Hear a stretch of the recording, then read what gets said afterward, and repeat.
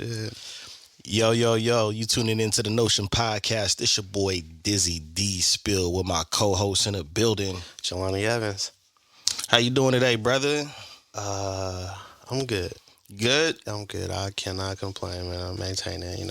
That's always the best feeling when everything may not go perfectly, but you really can't complain. You know what I'm saying? Because it's really easy to have something to complain about in this day and age. Right? Well, the thing about it is, like, while that is true, it's also all about your perception. And so while I could complain about things, I actually take a step back and think about what I can be appreciative of, right, or be grateful for. So it's like, I could complain like, man, this shit didn't happen and whoop, but to be able to be in a position to make things happen and, you know what I'm saying, be in a position for that not to happen, but to be able to have it for it to not happen. You see what I'm saying? Yeah, absolutely. And so absolutely. It's like, or being able to put out the effort and the energy regardless of the outcome. Yeah. And a lot of times that should be the focus as far as like when you're working, more about the output instead of the income. Yeah.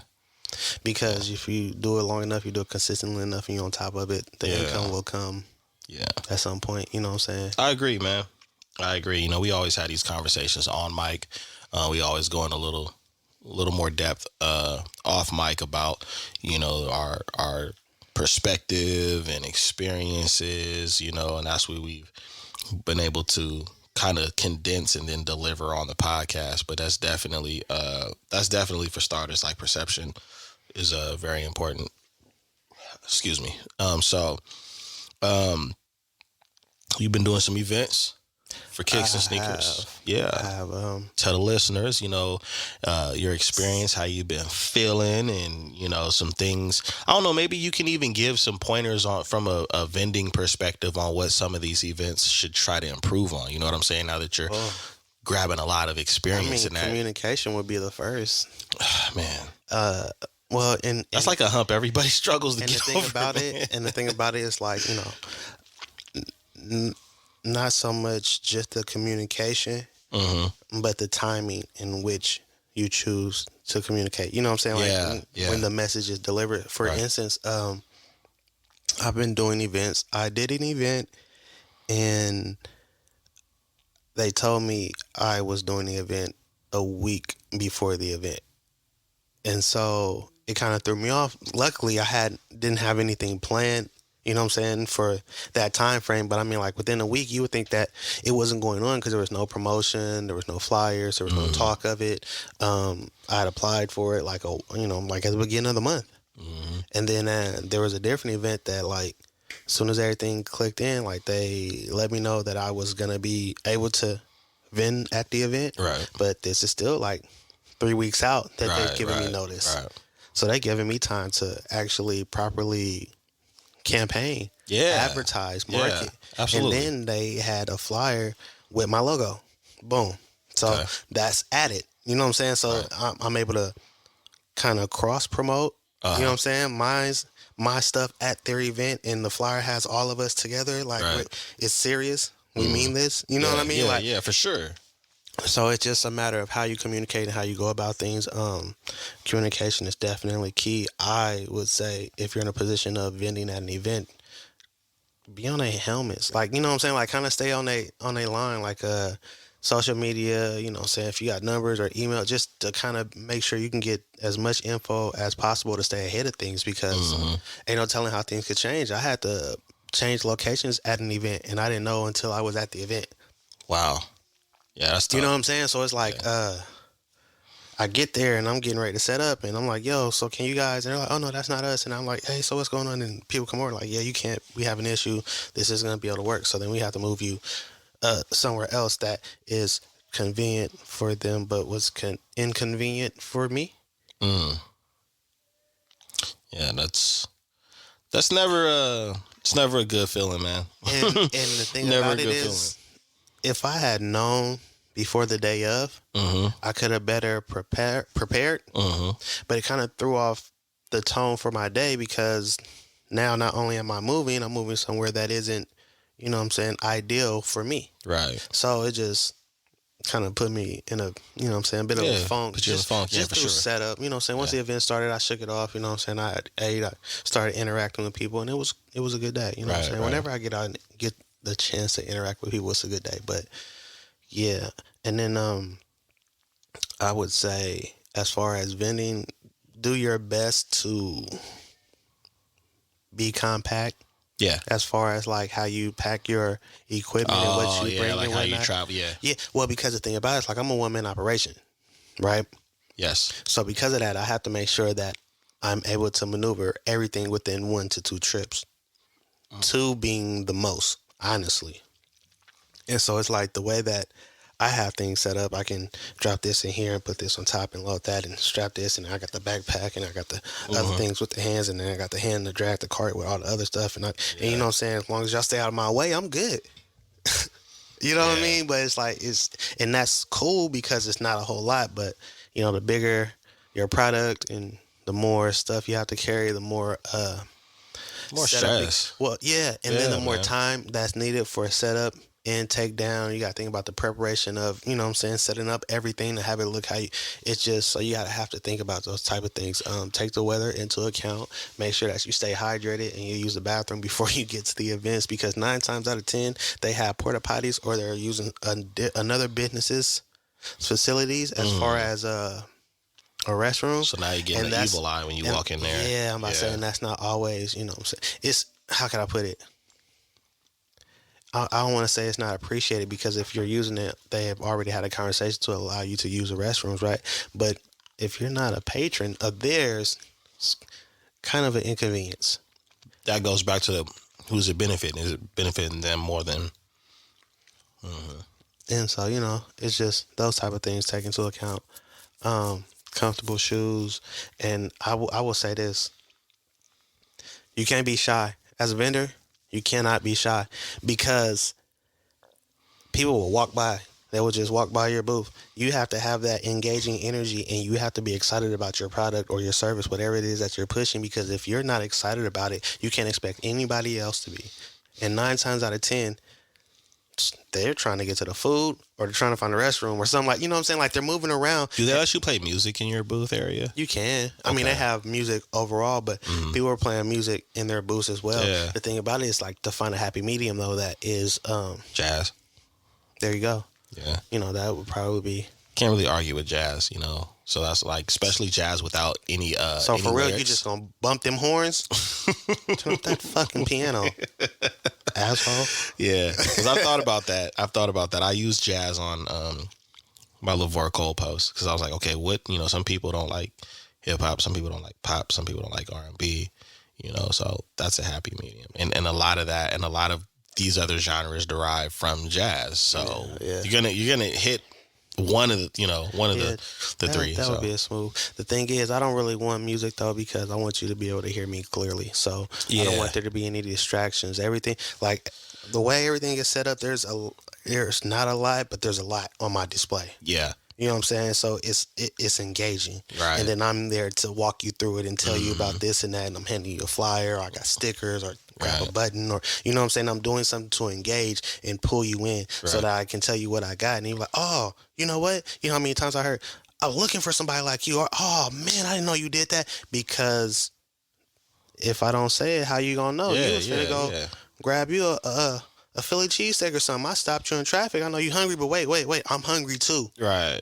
You feel me? Right. For clients, I'm trying to, you know, I'm grinding. So, be engaging. Definitely be engaging. You know what I'm saying? Don't be shy. Like, if you want it, you gotta go get it. No, that's fair and that's real. And I mean, and you have to take that into mind even when you think about going to vend. You know what I'm saying? Like, at the end of the day, it's gonna be a hustle. So you know what I'm saying, get out there, prepare for it. So somebody that actually has put an event together before, a great event, may I say, what do you think some of the things are missing from somebody that, or from some of these main people that are putting the event on? Like, I know you said communication is, I mean, that's really the setting the tone.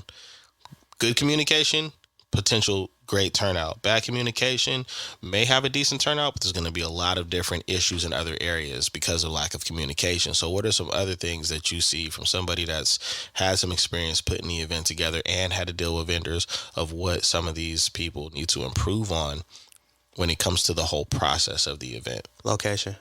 Yeah. Okay. Location is very important. You need a location where you have full control. Yes. And I mean that because when hiccups happen, where things occur, or when you need to make adjustments, you don't need to be looking for who's in charge. You need to be in charge so that you can make things happen fast and efficiently to keep things moving, flowing, or to not eat up into more time for whatever other setup may need to take place or whatever. So it's like partnering with places is fine. That's not an issue. But you need to make sure that in partnering with them when it comes time to start, you know what I'm saying, organizing and orchestrating things, that you are in charge and you have to say to be able to put this here, move this here, no, change that lighting here. You understand what I'm saying? Yeah. Because it makes things flow a lot smoother. If you got an issue, you're like, okay, well, all right, well, let me go see if they can.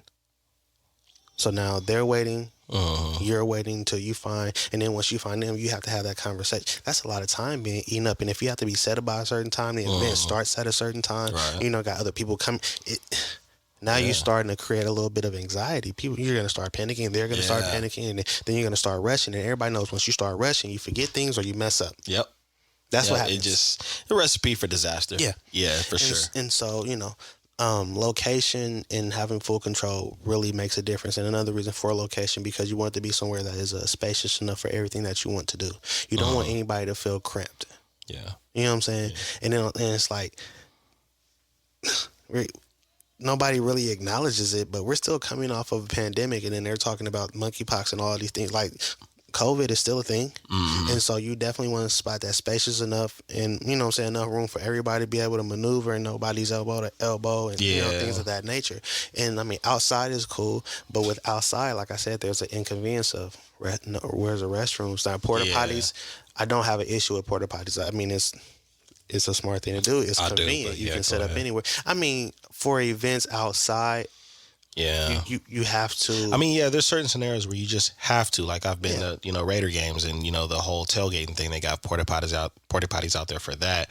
It's just the concept I would think would be a little bit better in 2022. You would think, but you know, so it's almost like if it ain't broke, you don't have to fix it. But it's like, but can we improve it? Yeah. You know, just a little germs. You know, just a little bit. But then they also have like the hand stations right outside the porta potties where you can pump and wash your hands and have the towels and so. And so there's ways to make it work, you know. It's just making sure that you cover all the bases. Yeah. And I think that when you're partnering with other businesses and you're asking them, can we use, you know, your establishment for A, B, and C? There's always small incentives that make a difference in showing them that you appreciate it. Like, you know what, hey, go grab a couple burgers and this, that, and the other for their staff from the vending trucks, you know what I'm saying, and give them some lunch or something like that. Small things like food or whatever the case is, like, hey, this is from the guys that are running the event. Just want to give you some lunch and say thank you again. You know, that not only will maybe change their attitude when people have to use their establishment for something as simple as a bathroom, but it also can sway them to want to do that more because that's showing appreciation, that's showing some communication, like you said before, and I think that people, you know, that's like a lost flavor in the seasoning when it comes to how people conduct business relationships. Everything is it seems like more talking things about building rapport, relationships, because that's what networking is. I think networking is just you have a whole bunch of people in your phone that you can call, but it's like, no, part of the network is having that rapport, like you said. I think because a lot of people do not go into depth or really elaborate on networking.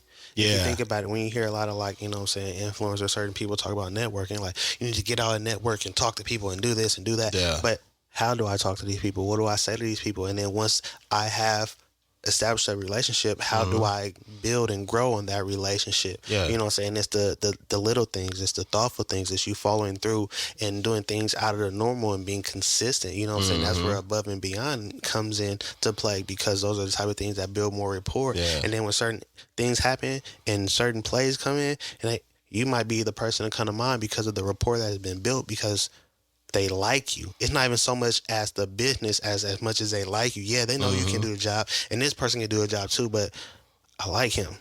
Or it could even be a scenario where they're not crazy about you, but they need you. You know what I'm saying? And that need comes from, you know, bringing something valuable to the situation, right? If you bring something, because some people just, like, for example, I know folks that don't like being around bubbly people. Somebody that's always active, hey, how you doing? And they're like, there's nothing wrong with them. Yo, chill. Exactly. You got that 7:30 energy, or everybody's still trying to wake up and you look like you've been up for 3 hours. But at the same time, they're looking at it like, I can't stand how energetic this person is. But man, they're resourceful as hell. They're smart as hell. They know how to negotiate things. They actually pick up in areas that I lack. You know what I'm saying?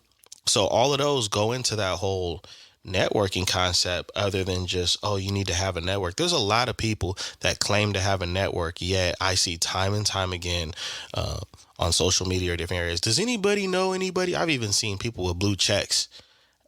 Hey, does anybody know anybody that knows how to? And I feel a way about that. How are you a public figure, and you don't have nobody? I've seen people I know do that. Oh, I've seen a lot of people that I know do that. Like, I'm a published author, bro. And I heard somebody saying, do you know how to publish a book? And I just seen the post and I just scrolled past it. Because it's like, I'm gonna be honest, like, if you feel the need to turn to social media before asking people in your circle, yeah, go ahead. Yeah, go Godspeed. Go for Godspeed. it. Go for it. Have fun, man. Well, but yeah, I'm gonna be real with you, bro. Like, I think I've done it maybe one time when I needed concrete work done because I kind of wanted to go through somebody that's a little different.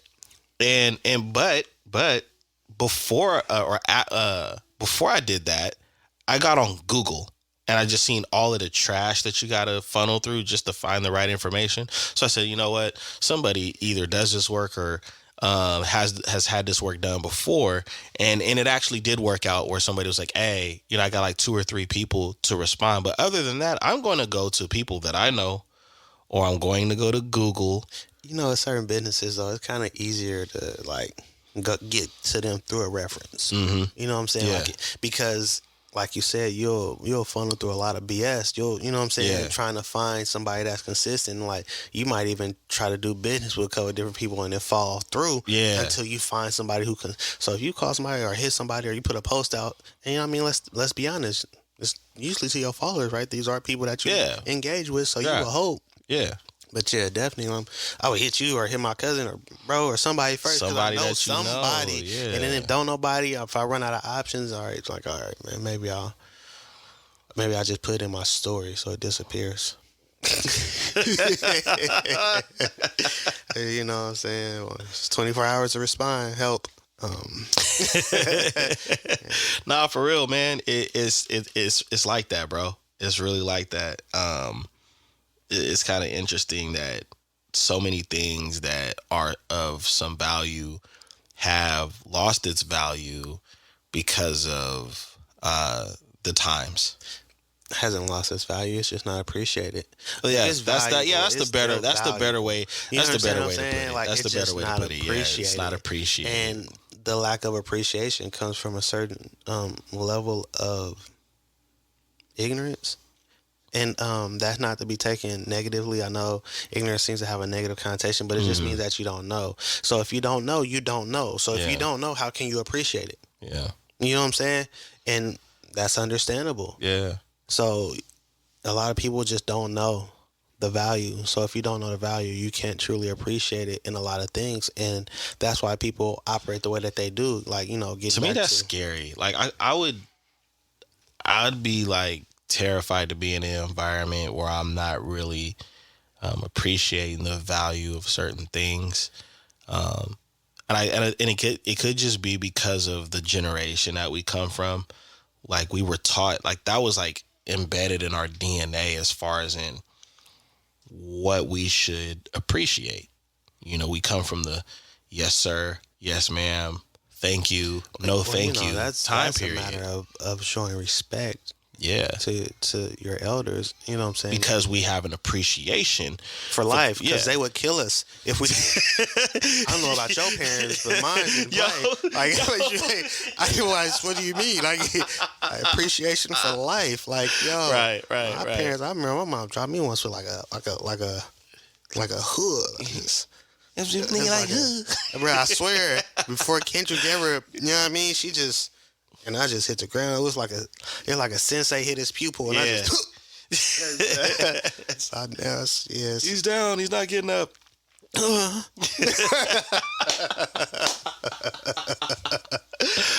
Yeah, man, for real. It's really like that though. I mean, on the same breath, it's like, all right. So think about it like this, right? How hard is it to become an entrepreneur or create some type of income or do something like as a kid? How hard was it? Is it hard as a kid now? Mm-hmm. No. To become an entrepreneur, get a little business, make something happen, find a way to generate money as a kid. How difficult is it now?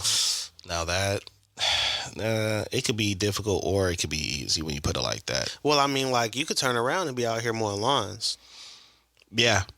Or you could find a way to get into the shoe game. Yeah. Right? Yeah. The reason why I say it's hard or difficult is because is the appreciation thing, like you said. But on the same breath, like, look at vintage clothing. Yeah. That's a young man's game. Like, you know what I'm saying? Yeah. Like 25 and under really, and then don't get me wrong, there are the OGs that really thrift. Uh-huh. They thrift.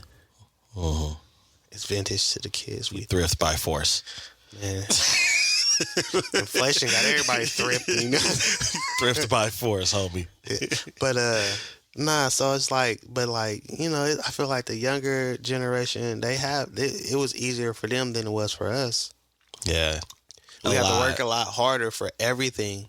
Yo, they make money off video games. Nothing was really handed to us or easy or accessible like that. We had to work and grind for everything. It was really like... And we weren't just working. It was a lesson in all the work.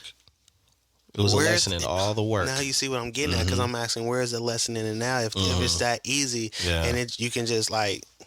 Yeah, and that's what's being advertised. Where's the appreciation for it if it's just that accessible, you can get that? Or if, you know what I'm saying, because your parents worked hella hard, now they don't want you to have to go through that, so they just buy you everything. So now you just swipe mommy and daddy's card whenever you feel like it. Where's the appreciation for anything, right? You just get what you want. Yeah. Ain't no value, it's just mine.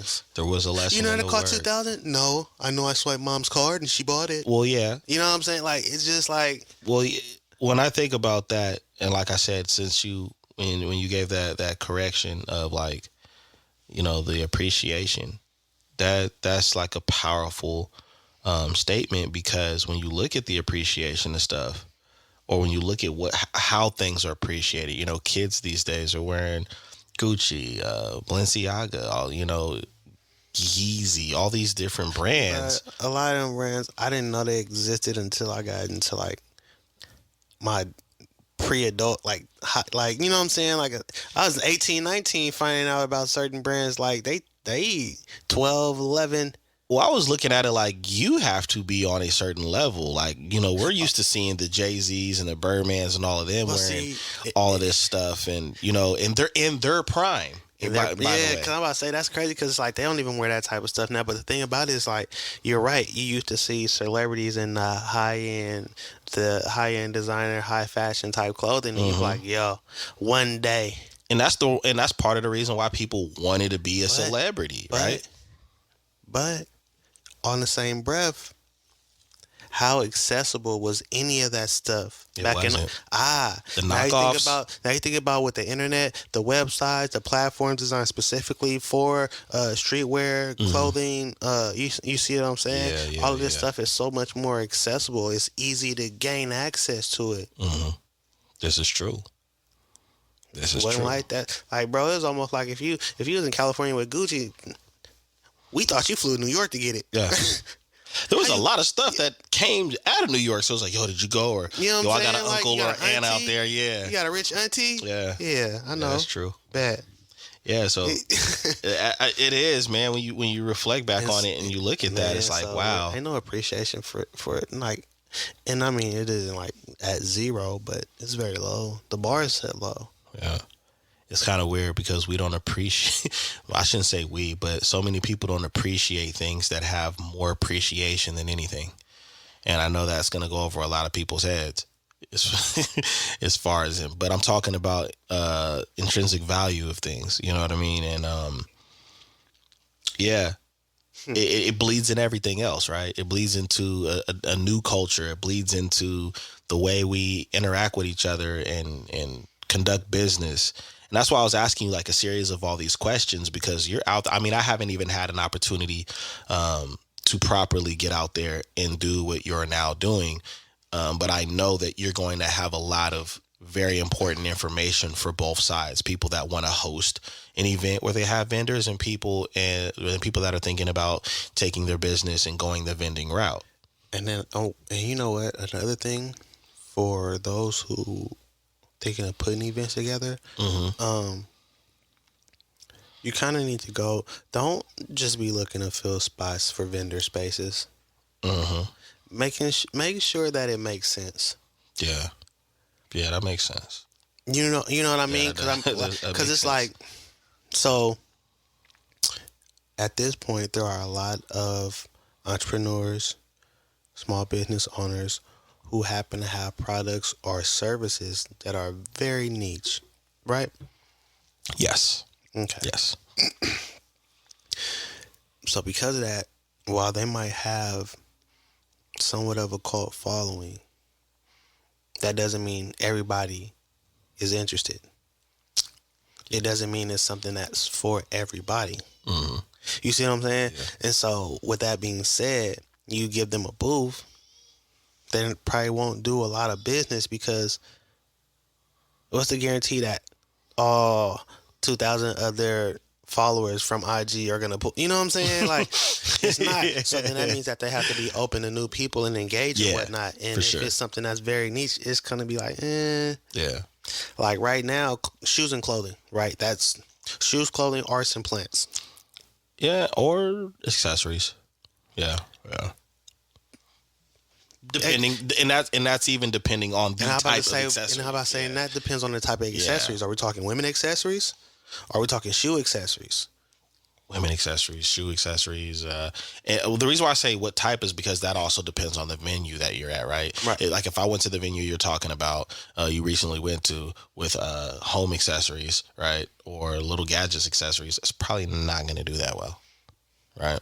So yeah, even that has a and that's what I'm saying. You have to kind of be aware of the people that you're bringing in to kind of figure out what type of traffic and how much engagement and the type of experience people will have when they come. Because if they come, they're like, man, I had a bunch of goofy ass vendors out there. I didn't really like it. Then there's a good chance that they're probably not going to come back to another one. Yeah. But if you have good vendors out there that a lot of different people can engage with and take something away from, because it's something that, appeals to a lot more people, a broader mass, then there's a good chance, like, they have some good vendors. They probably going to have something like that again next month. I might slide by. Right. Because you had a good time and you actually were able to engage and probably bought some things. And you know what I'm saying? Like, for sure. I enjoyed myself. Yeah. And that matters. No, it does. That matters for the patrons. And if you want high foot traffic, if you want people talking about returning or spreading the word about the good time that they had, then you need to make sure that it's in a good location, right? Spaced out. You got good vendors there, people with stuff that appeals to a broad, variety. And like you want to have it on point, so there's a reason why places like swap meets and denials and all these different places are going to do numbers, because they know what to have and they know what kind of traffic they're going to get based off of what they're providing, right? And then I feel like if you put on an event, you should engage more with the vendors after. Yeah, after. For sure. Like coming towards the end of the event. After and during, if you during the event, of course, you should try to, but after the event, coming towards the end of the event, you should be looking to engage just to see how the vendors felt about the event, what they took away from it, what type of experience that they had. Because then in the future, you'd be like, well, somebody that's a vendor like such and such wants to vend, but such and such didn't do too well. So I don't think we're going to have them come out, because they're probably going to have the same type of experience at the last vendor, because they're pretty much in the same lane. Right. And so that's not going to be beneficial to them, and really won't be beneficial to us, because then they're going to look at us like we're just taking their money. Right. And you want to make sure that you have good relationship with these vendors, because you might need them to come out again, right? Yeah. Say you're doing an event and you're like, man, I'm kind of short on the vendors, and you can go through your list and be like, okay, such and such, everything was cool, everything was smooth with them. You reach out to them like, yo, it should be a survey, going bro. on. It should be a survey. Like, Got an event going on, bro. I'll give you a discount on the booth. Come out. I did a lot of different training over the years where in a specific company, what they would do is throughout the training, they would like take about 5 minutes, 10 minutes, right? And they would basically give us these little remotes, and then they would have questions, and then you answered according, are the breaks long enough? What can we do different? Is the material should the material be shortened? And I don't think enough businesses or enough people, especially in this type of field where you're dealing with multiple businesses, right? You're dealing with so many different elements, from customers, vendors, to other businesses, whatever, to where that's free information. And it's going to be, and it's a good trade-off. People are being heard, right? As far as in what could be better and what they need. And you get all the information you need to be able to control the emotions behind that, right? So, Facts. I was just thinking about something else. God, so many things, bro. The more I think about it, if there's more than one person running the event, the vendors should know that. They should know who the, you know what I'm saying, who everybody who's in charge. If it, because it's got to be more than one person, right? It usually is. It's like 2 or 3 people. And so I feel like every time I've gone to the event, I've had to search for who's in charge. And then there's multiple people who are in charge, so it means it's a team. And I find out through them telling me something out of nowhere that there's more than one person in charge. Mm-hmm. So it's like, all right, a message should go out to all the vendors and be like, okay, we have a team, and on the day that the event is, it'll be John, mm-hmm. Mike, and Scott. And you can find us all right around the DJ's booth. Right. So then that means John, Mike, and Scott need to be around the DJ booth, because that's where all the vendors At least one of them. At least one, right? At least one of them, yeah. I agree. So, because the thing about it is, like, I pull up to the event, I don't know who's in charge, right? And I don't know where to look. So now I'm running around, and everybody. So you've actually went to these events where you do not know the people, like the main people that are in charge for the day? I know 1 or 2, but those aren't the people who engage with me. Like, for one event, I had no clue. One event, I had no clue at all. That's embarrassing. I had no clue. I found out because I'd be embarrassed if I ran that event and like people weren't familiar with me or knew who I was. Mm-hmm. And yeah. And then for one of them, I knew who was in charge, but I couldn't find him. And so then, and then I parked my car, and then he popped up. You can't park there. Oh, well, not looking to park here. I'm actually a vendor. Hi. I was trying to find you. Where do I set up at? He's like, oh, what's your name? I told him the name. He's like, okay, yeah, we're going to have you set up over here. Actually, if you want to pull the car around, now you're helpful. It was like after the... You know, it's weird because people that have seasoned experiences would approach you like, hey, are you here with the event by chance, or this, that, and the other? And you would have said yes, and he would have gave you that same information. And if you had said no, you'd be like, oh, okay, well, unfortunately, you can't park right here because blah, blah, blah, blah, blah. But it was just immediately, oh, you can't park right here. And, that also gives me indication that other things could have probably played into why the approach was that way. But we don't have time for that today. But I feel like that's what real customer service looks, feels, and sounds like. You know what I mean? Because at the end of the day, for the record, if you're in charge, you're there to serve. That means even the people that are working with or under you in this case. Your whole purpose of your position in leadership is to serve those that are trying to serve everyone else, because it's a domino effect, right? Yeah, but people in leadership don't seem to understand that. Yeah. Positions of leadership are positions where you serve. Yeah. A lot of people don't know that. Serve the people too. Ugh. See, the smart people that don't want to be in leadership, they understand that. So it's like, yo, that's not really my get up. But yeah, for the record, guys, like all of them, nah. I'm gonna go down there with them and we gonna yell up here. Y'all find somebody. What? Yeah, for real, man. Yeah, dude. But it is great that we've actually have found a way to at least get here over the past few years, dealing with 2020 until now. That people, because there's a lot of people that felt like they weren't going to see outside. It was just like, wow, everything has changed forever, and that is in fact still true. Like things have been changed forever, just with the atmosphere between people. Mask in establishments. Yeah, you know what I'm saying, and that's never gonna be weird. If we're talking 2018 and maybe 2019 and prior, that would be extremely weird. Like, yo, what's up with bruh?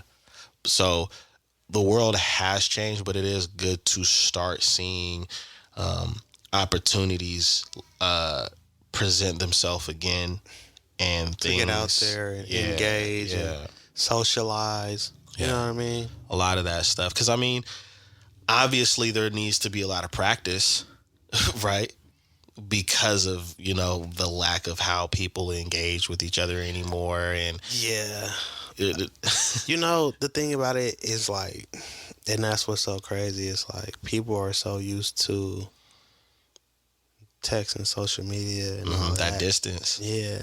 That the face-to-face interaction and engagement, like, it's now uncomfortable at times. And and it's very low. Mm-hmm. You know what I'm saying? Like people don't even really know how to respond in certain cases, and it's awkward because it's simple. Yeah, it's actually simple and it's quicker.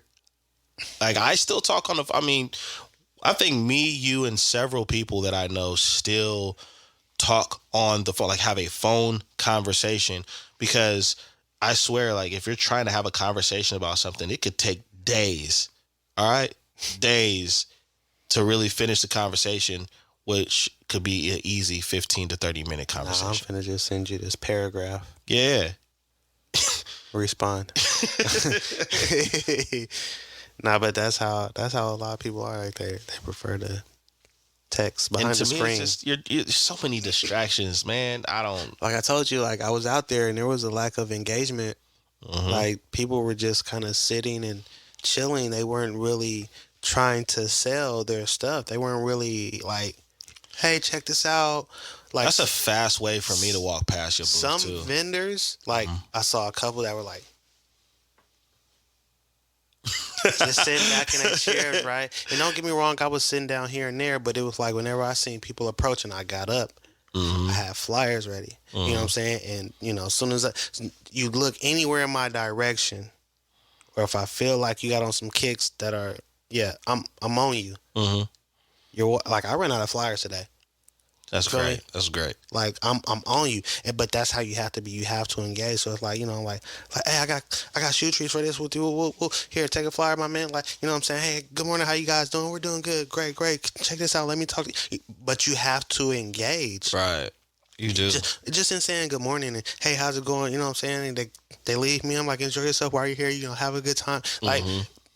Be friendly, engage, talk to people. Like that's where your sales are going to come from. That's where a lot of things will happen or transpire from that, because now they have a flyer and they might leave from there. And if I'm one of few people that talk to them and they engage with, they'll remember that. They might hit over to the IG. I'll possibly get a follow. And from that, who knows? I might end up cleaning their shoes or them buying the kit. Or you never know what can transpire from the engagement, but you have to be willing to engage. See, this is the behavior of a dying group, which was street teams.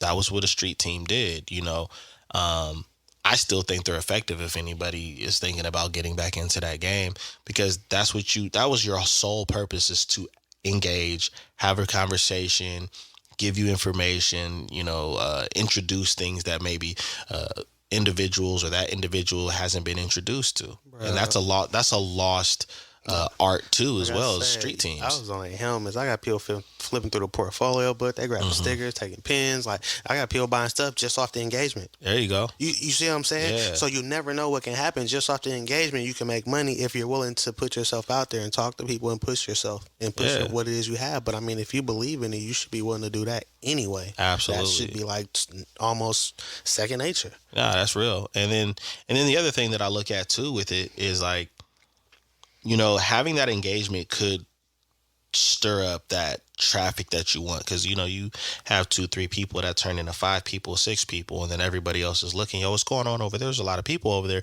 Now you have a group of people that are like, oh, okay, oh shit, I didn't know, I've never seen one of those, but that's what you want, and that's what's going on too. Because like now I got him looking, flipping through the book, and they're like, well, what he stopped for? He stopped for this. Take this flyer. Here you go. Yeah, I clean shoes and I do all type of things. Yeah, and I got kids and shoe trees. Like, you know what I'm saying? It's like, yeah, I'm gonna hit you. I'm like, yeah, man, hit me up so you take care of that. And I flip it back, see this what he was looking at. Exactly. You know what I'm saying? But you have to be, man. I'm not shy about anything. You can be when it comes to your business. It's like that's your baby, right? I don't think anybody is shy about their baby, man. See the pictures? Look. He drilling, huh? Yeah. That's my boy. Hey, that is a true thing. You know what I mean? So yeah, hell yeah, absolutely, man. You gotta want it. Yeah, man. So what are your goals moving forward? You know, with doing this. Honestly, I've been thinking about if I really want to continue to do events. I enjoy the engagement. I do like to, be out there and socialize. I'm not really sure if it's for me though. I understand that. I understand. The goal is somewhat exposure, because in doing the events, it's not somewhat, it is exposure. The goal is exposure, because in doing these events, I cross paths with a lot of individuals and a lot of people that would never see me otherwise. Yeah. And so in creating all the exposure, stuff that social media is preventing for a lot of us. Right. And so in creating the exposure, I create the opportunities. Another thing is the events are here. So if I'm here, I got to be local. Right. You know what I'm saying? So when they find out I'm local, that adds to it. So the exposure is pretty much the goal right now. Of course, I would like to make a profit. That's not guaranteed. And a lot of times the benefits and the things that you can gain will not always be from a monetary standpoint. So my focus isn't the money. Like I said, I'm focused on the outcome, not the income. When I get to where I'm going, the income will not be an issue. And so it's about staying consistent, creating more exposure, and really just getting out there and networking, because I feel like there's a lot of possibilities and opportunities out there. Oh, the possibilities grow. You know what I'm saying? I mean, we've seen tons of movies where somebody's been grinding forever, and then their flyer ends up in somebody's cafe, and this person that's been looking for that person on the flyer for years is like, oh, this is something I'm interested in. And then boom. All because you gave that to somebody that maybe it didn't work for them, but it came across to the right person through them.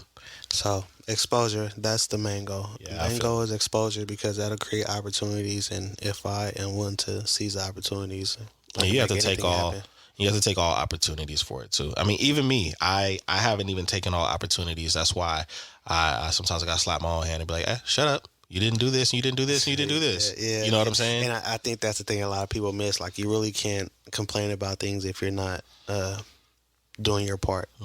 You know what I'm saying? And man, it's all part of the process. You got to treat it like a relationship you want to be in, right? You're going to bust your ass. You're going to do all kinds of stuff. You're going to do things you ain't done before. You're going to be consistent. Yeah, that's for damn sure. You see what I'm saying? Right?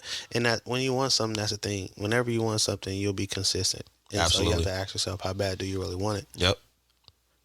And there's not a whole lot of room for excuses with consistency. Well, and see, that's the thing. That there is no room for excuses with consistency, because consistency finds a way. Yep. That's like, consistency finds a way. It finds a way for things that are in the way. You're like, oh, I'm going around here. Nope, not letting it happen. Nope. Yeah, I gotta go over, go under, around. You know what I'm saying? Yeah. Find a way. Yep. Take the long route.